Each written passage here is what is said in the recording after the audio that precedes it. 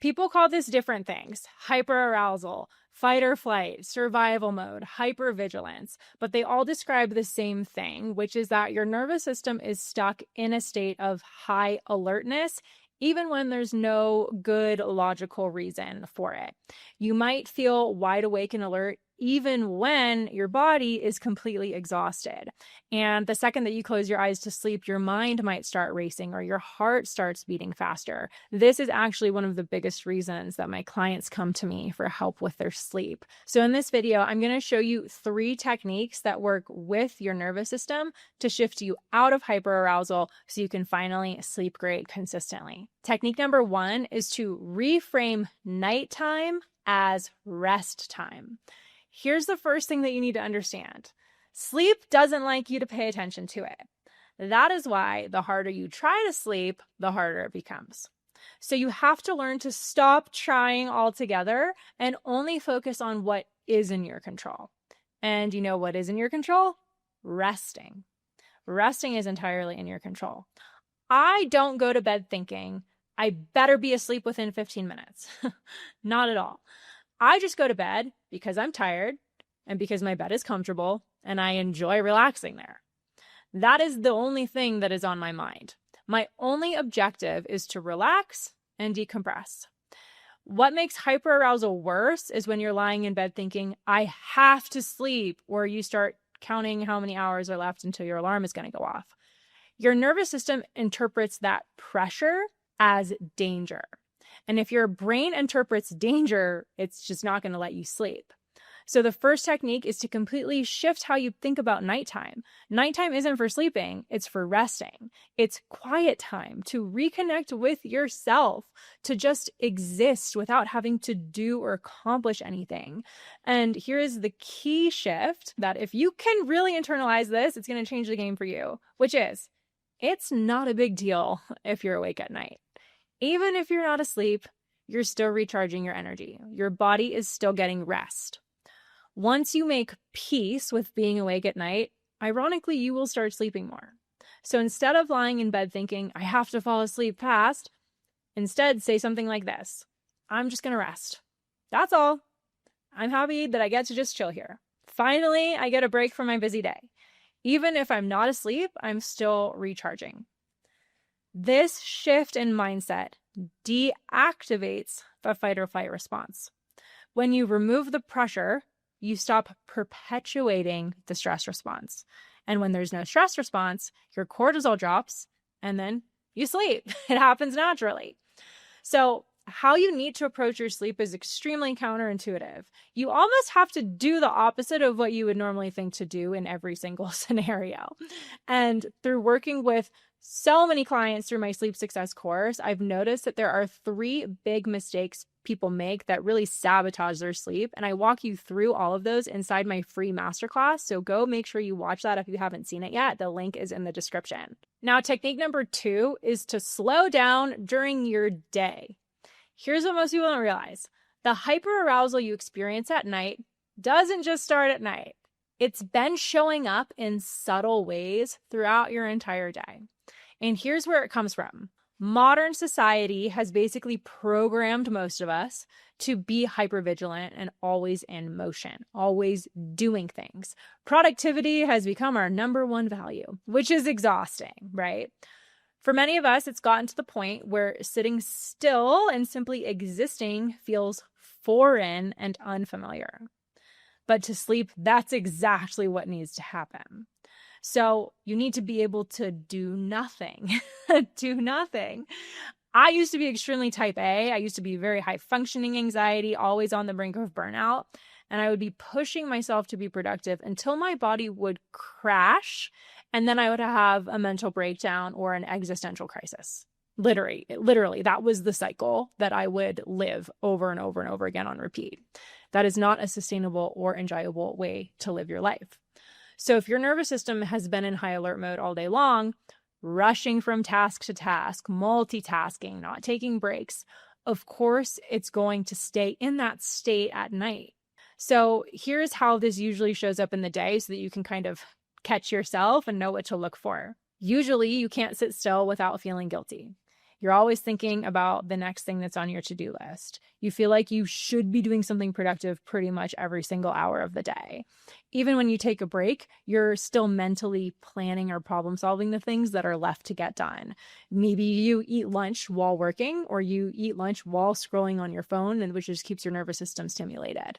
You maybe feel uncomfortable with blank space in your schedule, and you're always filling up your day or filling up your weekends.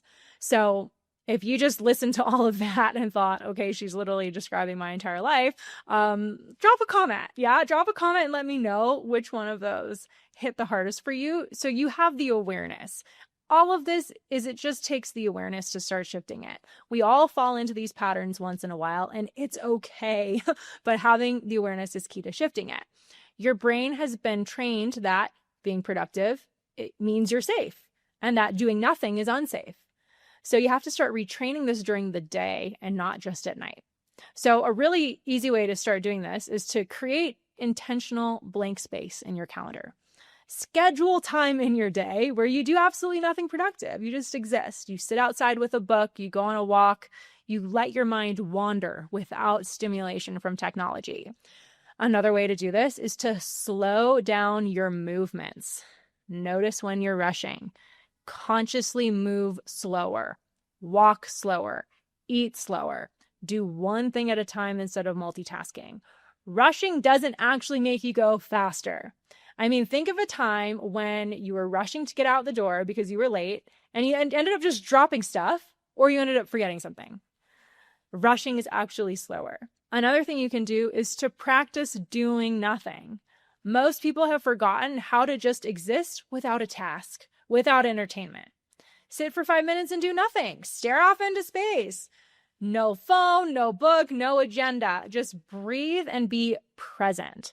Take a break from all the doing and just be without having to do anything. The more that you practice any of these things, the easier it becomes for your nervous system to shift into rest mode at night. Because now you're teaching your brain a new message that it's okay to just exist and do nothing.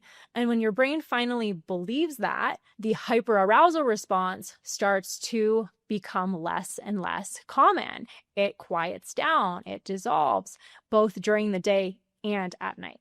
Now, the next technique, number 3, is to command your brain to slow down. Something that most people don't understand at all is that you actually have control over your cortisol levels.